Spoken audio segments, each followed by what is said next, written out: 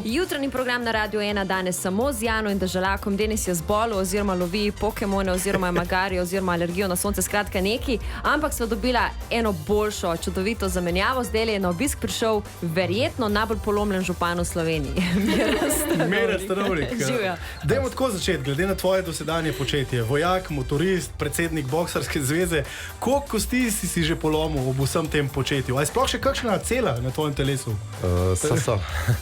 So, v redu je kar nekaj še ostalcih, tako da lahko še kar nekaj časa tekmujem in se zezam na ta način.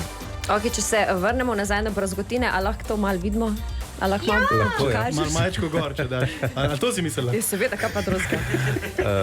Lahko jaz, samo mislim, da zdaj se ne morem, ker me neki križ boli, pa se težko prepognem. Ja. A jaz se pravi v Survivorju pa ne bo problema s križem, pa vse štimalo? Ne, tam je pa toplo, pa za starejšega človeka tako podnebje paše, da se lahko nekako malo kosti zagrejo in to je pa teorija.